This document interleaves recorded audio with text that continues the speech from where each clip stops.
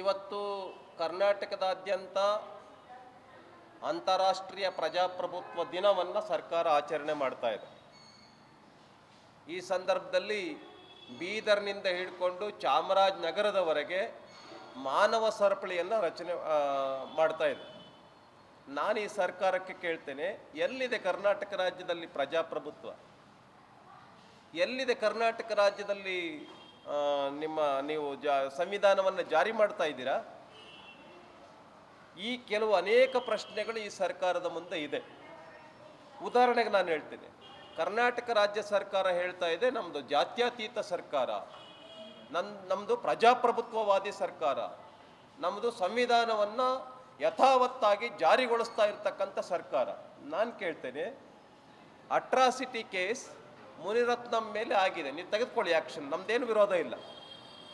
BJP MLA Munirathnam ಅವ್ರ ಮೇಲೆ atrocity case ಆಗಿದೆ, ನೀವು ಬಂಧಿಸಿದ್ದೀರ, ಓಕೆ. ಆದರೆ ಇದೇ ಅಟ್ರಾಸಿಟಿ ಕೇಸ್ ಕಾಂಗ್ರೆಸ್ನ MLA ಚೆನ್ನಾರೆಡ್ಡಿ ಅವರ ಮೇಲೂ ಕೂಡ ಆಗಿದೆ ಯಾದಗಿರಿನಲ್ಲಿ. 1 ತಿಂಗಳಿಗಿಂತ ಹೆಚ್ಚಾಯಿತು. ಅವರು ಎಲ್ಲ ಕಾರ್ಯಕ್ರಮಗಳಲ್ಲಿ ರಾಜಾರೋಷವಾಗಿ ಭಾಗವಹಿಸ್ತಾ ಇದ್ದಾರೆ, ಅವ್ರನ್ನ ಇನ್ನೂ ಅರೆಸ್ಟ್ ಮಾಡಿಲ್ಲ. ಇದ ನಿಮ್ಮದು ಪ್ರಜಾಪ್ರಭುತ್ವ? ಇದ ನಿಮ್ಮ ಸೆಕ್ಯುಲರಿಸಮ್ಮು ಮಾನ್ಯ ಸಿದ್ದರಾಮಯ್ಯ ಅವರೇ? ಇದೇ ನಿಮ್ಮದು ಸಂವಿಧಾನ? ನಾನು ಹೇಳ್ತೇನೆ, ಕರ್ನಾಟಕ ಸರ್ಕಾರ ನಾಗಮಂಗಲದಲ್ಲಿ, ಮಂಡ್ಯ ಜಿಲ್ಲೆಯ ನಾಗಮಂಗಲದಲ್ಲಿ ಏನು ಗಣಪತಿ ಹಬ್ಬವನ್ನು ಮಾಡ್ತಕ್ಕಂಥವರು ಹಿಂದೂಗಳಿದ್ದಾರೆ. ವಿಜೃಂಭಣೆಯಿಂದ ಗಣಪತಿ ಹಬ್ಬವನ್ನು ಮಾಡ್ತಾ ಇದ್ದಾರೆ. ಪ್ರೊಸೆಷನ್ನಲ್ಲಿ ಹೋಗ್ತಾ ಇರ್ತಕ್ಕಂಥ ಯುವಕರ ಮೇಲೆ, ಪ್ರೊಸೆಷನ್ ಹೋಗ್ತಾ ಇರ್ತಕ್ಕಂಥ ಜನರ ಮೇಲೆ ನೂರಾರು ಕಲ್ಲುಗಳನ್ನು ಎಸಿತಾರೆ, ಚಪ್ಪಲಿಯನ್ನು ಎಸಿತಾರೆ ಗಣಪತಿ ಮೂರ್ತಿಯ ಮೇಲೆ. ಮತ್ತು ಹಿಂದೂಗಳ ಮೇಲೇ ಲಾಠಿ ಚಾರ್ಜ್ ಆಗತ್ತೆ, ಹಿಂದೂಗಳ ಮೇಲೆ ಕಲ್ಲೆಸಿತಾರೆ, ಹಿಂದೂಗಳ ಅಂಗಡಿಗಳನ್ನು ಸುಟ್ಟು ಹಾಕ್ತಾರೆ. 10 ಅಂಗಡಿಗಳು ಸುಟ್ಟು ಭಸ್ಮ ಆಗ್ತಾ ಇದೆ, ಬೂದಿ ಆಗಿದೆ. ಆದರೆ ಕೇಸನ್ನು ಕೂಡ ಅವ್ರ ಮೇಲೆ ಹಾಕದ? A1 A2 ಎಲ್ಲ ಹಿಂದೂಗಳ ಮೇಲೇನೆ. ಯಾರು ಕಲ್ಲು ಎಸೆದ್ರು, ಯಾರು ಚಪ್ಪಲಿ ಎಸೆದ್ರು, ಯಾರು ಅಂಗಡಿಗಳನ್ನು ಸುಟ್ಟರು, ಅವ್ರ ಮೇಲೆ ಕೇಸೇ ಹಾಕಿಲ್ಲ. ಇದ ಈ ರಾಜ್ಯದ ಡೆಮೋಕ್ರಸಿ? ಇದ ನಮ್ಮ ಕರ್ನಾಟಕ ರಾಜ್ಯದ ಮುಖ್ಯಮಂತ್ರಿಗಳೇ, ಆದ್ರಿಂದ ಮಾನ್ಯ ಮುಖ್ಯಮಂತ್ರಿಗಳೇ, ನೀವು ಈ ರಾಜ್ಯದ ಸಂವಿಧಾನಕ್ಕೆ ಮಾಡ್ತಾ ಇರ್ತಕ್ಕಂಥ ಘೋರ ಅಪಮಾನ ಇದು. ಪ್ರಜಾಪ್ರಭುತ್ವಕ್ಕೆ ಮಾಡ್ತಾ ಇರ್ತಕ್ಕಂಥ ಘೋರ ಅಪಮಾನ. ಹಿಂದೂಗಳಿಗೊಂದು ನೀತಿ, ಮುಸಲ್ಮಾನರಿಗೊಂದು ನೀತಿನ? ನಾನು ಮತ್ತೆ ಬರ್ತೀನಿ. ಇವತ್ತು ವಿಧಾನಸೌಧದಲ್ಲಿ ಕಾರ್ಯಕ್ರಮ ನಡೀತಾ ಇದೆ, ಮುಖ್ಯಮಂತ್ರಿಗಳು ವೇದಿಕೆ ಮೇಲಿದ್ದಾರೆ. ಮಾದೇವಪ್ಪ ಅವರು ಭಾಷಣ ಮಾಡ್ತಾ ಇದ್ದಾರೆ, ಸಮಾಜ ಕಲ್ಯಾಣ ಸಚಿವರು. ಮಾದೇವಪ್ಪ ಅವರು ಭಾಷಣ ಮಾಡ್ತಿದ್ದಾರೆ, ಒಬ್ಬ ಯುವಕ ನುಗ್ಗಿ ಬರ್ತಾ ಇದ್ದಾನೆ, ಕಾಂಪೌಂಡ್ ಜಿಗಿದು VVIP ಗ್ಯಾಲರಿಯನ್ನು ದಾಟಿ ಸ್ಟೇಜನ್ನು ಹತ್ತುತ್ತಾ ಇದ್ದಾರೆ. ಮುಖ್ಯಮಂತ್ರಿಗಳಿಗೆ ಸೆಕ್ಯೂರಿಟಿ ಇಲ್ಲ, ಮಂತ್ರಿಗಳಿಗೆ ಸೆಕ್ಯೂರಿಟಿ ಇಲ್ಲ, ವಿಧಾನಸೌಧಕ್ಕೆ ಸೆಕ್ಯೂರಿಟಿ ಇಲ್ಲ. ಟೋಟಲಿ ಸೆಕ್ಯೂರಿಟಿ ಭದ್ರತಾ ವೈಫಲ್ಯ ಆಗಿದೆ. ಏನು ಮಾಡ್ತಾ ಇದೆ ಕರ್ನಾಟಕ ರಾಜ್ಯದಲ್ಲಿ ಇಂಟೆಲಿಜೆನ್ಸಿ ಡಿಪಾರ್ಟ್ಮೆಂಟ್? ಏನು ಮಾಡ್ತಾ ಇದೆ ಕರ್ನಾಟಕ ರಾಜ್ಯದಲ್ಲಿ ಗೃಹ ಇಲಾಖೆ, ಪೊಲೀಸ್ ಇಲಾಖೆ? ಮುಖ್ಯಮಂತ್ರಿಗಳು ಭಾಷಣ ಸ್ಟೇಜ್ ಮೇಲೆ ಕೂತ್ಕೊಂಡಿದ್ದಾರೆ, ಒಬ್ಬ ಯುವಕ ನುಗ್ಗಿ ಬರ್ತಾ ಇದ್ದಾನೆ, ಸ್ಟೇಜ್ ಹತ್ತುತ್ತಾ ಇದ್ದಾನೆ. ಬಂದಿರ್ತಕ್ಕಂಥ ನೂರಾರು ಜನ ಎಲ್ಲ ಗಾಬರಿಗೊಂಡಿದ್ದಾರೆ. ಅದೇ ವಿಧಾನಸೌಧದಲ್ಲಿ ಸೆಷನ್ ನಡೀತಾ ಇರ್ತಕ್ಕಂಥ ಸಂದರ್ಭದಲ್ಲಿ ಪಾಕಿಸ್ತಾನ್ ಜಿಂದಾಬಾದ್ ಅಂತೇಳಿ ಘೋಷಣೆ ಕೂಗ್ತಾ ನೂರಾರು ಜನ ಯುವಕರು ಬಂದಿದ್ದಾರೆ, ಅವ್ರ ಮೇಲೆ ಏನೂ ಆಕ್ಷನ್ ತೆಗೆದುಕೊಂಡಿಲ್ಲ. ರಾಮೇಶ್ವರಂ ಕೆಫೆ ಬಾಂಬ್ ಬ್ಲಾಸ್ಟ್ ಆಗಿದೆ ಕರ್ನಾಟಕ ರಾಜ್ಯದಲ್ಲಿ. ಅವರು BJP ಸ್ಟೇಟ್ ಆಫೀಸನ್ನು ಟಾರ್ಗೆಟ್ ಮಾಡಿದ್ರು ಅಂತ NIA ನಲ್ಲಿ ರಿಪೋರ್ಟ್ ಇದೆ. ಈ ಸರ್ಕಾರ ಕರ್ನಾಟಕ ರಾಜ್ಯದಲ್ಲಿ ಗೃಹ ಇಲಾಖೆಯನ್ನು ಸಂಪೂರ್ಣವಾಗಿ ಅಲ್ಪಸಂಖ್ಯಾತರ ಕೈಗೆ ಕೊಟ್ಟುಬಿಟ್ಟಿದೆ. ಅವ್ರಿಗೆ ಯಾವುದೇ ಅಡ್ಡಿ ಆತಂಕಗಳನ್ನು ಮಾಡಬಾರ್ದು ಅಂತ ಹೇಳಿ ಪಾಲಿಸಿಯನ್ನು ಮಾಡಿಬಿಟ್ಟಿದೆ ಈ ಸರ್ಕಾರ. ಭಯೋತ್ಪಾದಕರಿಗೆ, ಉಗ್ರವಾದಿಗಳಿಗೆ ಯಾವುದೇ ಆತಂಕವನ್ನು ಒಡ್ಡಕೂಡ್ದು, ಯಾವುದೇ ಭಯವನ್ನು ನಿರ್ಮಾಣ ಮಾಡಬಾರ್ದು. ಅವ್ರು ಎಲ್ಲೋದ್ರೂ ಕೂಡ ರಾಜಾರೋಷವಾಗಿ ಇರ್ಬೋದು, ಯಾರ ಮೇಲಾದರೂ ಕಲ್ಲೆಸಿಬೋದು, ಎಲ್ಬಾದ್ರೂ ಬರ್ಬೋದು, ಪಾಕಿಸ್ತಾನ್ ಜಿಂದಾಬಾದ್ ಅಂತ ಘೋಷಣೆ ಕೂಗ್ಬೋದು. ಇದ ಈ ಕರ್ನಾಟಕ ರಾಜ್ಯದಲ್ಲಿ ಮುಖ್ಯಮಂತ್ರಿ ಸಿದ್ದರಾಮಯ್ಯ ಅವರ ಜಾತ್ಯತೀತ ನೀತಿ? ಇದ ಕರ್ನಾಟಕ ರಾಜ್ಯದಲ್ಲಿ ಗೃಹ ಇಲಾಖೆಯ ನೀತಿ?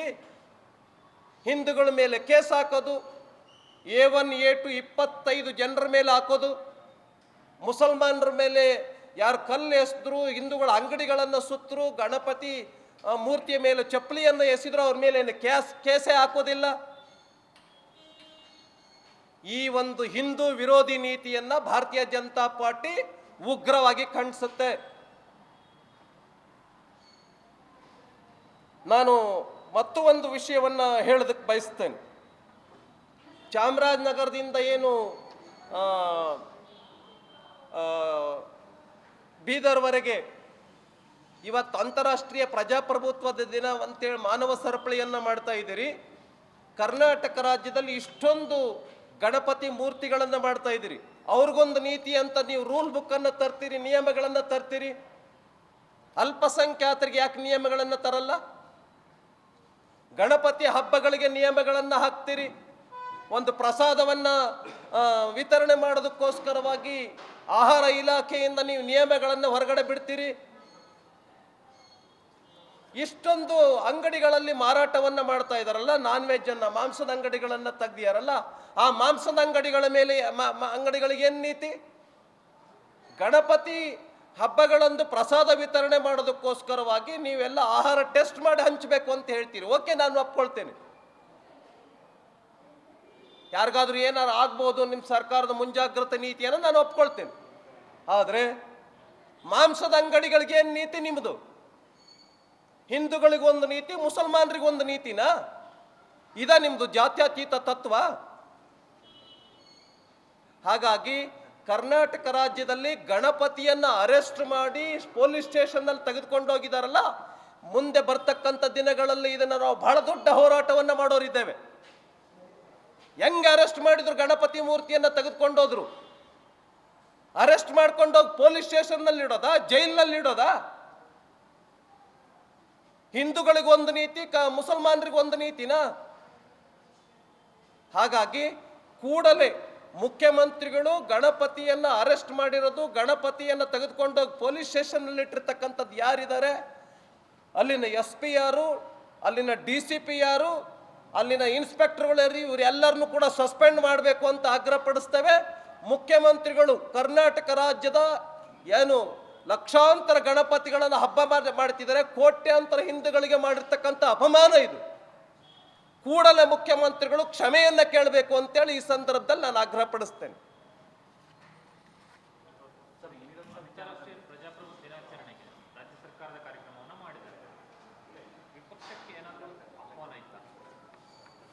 ವಿಪಕ್ಷಕ್ಕೆ ನಮಗಂತೂ ಯಾವುದೇ ಇನ್ವಿಟೇಷನ್ ಬಂದಿಲ್ಲ, ಶಾಸಕರಿಗೆ ಇನ್ವಿಟೇಷನ್ ಬಂದಿಲ್ಲ. ಬೀದರ್ನಲ್ಲಿ ಅಲ್ಲಿನ DC ಕರೆದಿದ್ದಾರೆ ಅಂತ ನಾನು ಕೇಳಿದೆ ನಮ್ಮ MLAಗಳಿಗೆ, ಆದರೆ ನಮಗಂತೂ ಬಂದಿಲ್ಲ. ಹಾಗಾಗಿ ಈ ಸರ್ಕಾರ ಏಕಪಕ್ಷೀಯವಾಗಿ ಈ ಸರ್ಕಾರ ಮಾಡ್ತಾ ಇದೆ. ಇದನ್ನು ಭಾರತೀಯ ಜನತಾ ಪಾರ್ಟಿ ನಾವು ಕೂಡ ಸಹಬಾಳ್ವೆಯನ್ನು ಮತ್ತು ಡೆಮೋಕ್ರಸಿಯನ್ನು ಬೆಂಬಲಿಸ್ತಕ್ಕಂಥವ್ರು. ಆದರೆ ಈ ಸರ್ಕಾರ ಏನಿದೆ, ಡೆಮೋಕ್ರಸಿಯನ್ನು ತನ್ನ ಪಾಡಿಗೆ ತಾನು, ತಮ್ಮ ಸುರಕ್ಷತೆಗೆ, ತಮ್ಮ ಅನುಕೂಲಕ್ಕೆ ತಕ್ಕಂತೆ ಅಂತಾರಾಷ್ಟ್ರೀಯ ಪ್ರಜಾಪ್ರಭುತ್ವ ದಿನವನ್ನು ಮಾಡ್ತಾ ಇದೆ.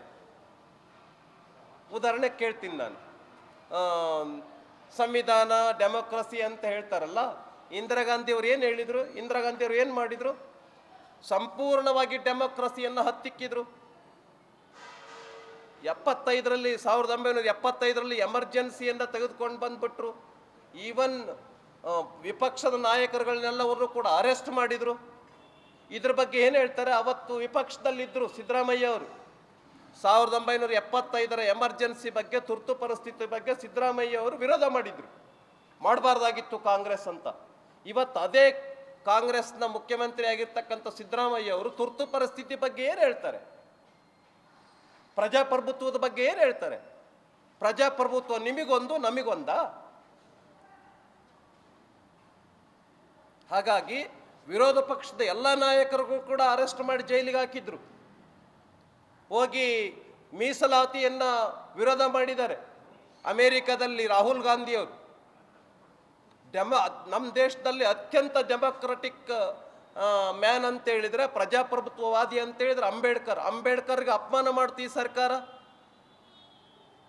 ಮೀಸಲಾತಿಯನ್ನು ವಿರೋಧ ಮಾಡಿದ್ದಾರೆ ರಾಹುಲ್ ಗಾಂಧಿ. ಏನು ಹೇಳ್ತಾರೆ? ಸಂವಿಧಾನದಲ್ಲಿ ಮೀಸಲಾತಿ ಬಗ್ಗೆನೇ ಬಹಳ ಪ್ರಾಧಾನ್ಯತೆಯನ್ನು ಕೊಡಲಾಗಿದೆ. ಏನು ಹೇಳ್ತಾರೆ ಸಿದ್ದರಾಮಯ್ಯ ಅವರು ರಾಹುಲ್ ಗಾಂಧಿ ಅವರ ಹೇಳಿಕೆ ಬಗ್ಗೆ? ಇದನ್ನು ನಾನು ಕೇಳ್ತೇನೆ. ಮತ್ತು ವಿರೋಧ ಪಕ್ಷದವ್ರನ್ನ ಗಣನೆಗೆ ತೆಗೆದುಕೊಂಡೇ ಇರತಕ್ಕಂಥ ಈ ಒಂದು ಪ್ರಜಾಪ್ರಭುತ್ವದ ದಿನ ಅಂತ ಏನು ಮಾಡ್ತಾ ಇದ್ದಾರೆ, ನಾವಿದನ್ನು ವಿರೋಧಿಸ್ತೇವೆ. ಕ್ಷಮೆಯನ್ನು ಕೇಳಬೇಕು ಅಂತ ವಿನಂತಿಯನ್ನು ಮಾಡ್ತೇವೆ.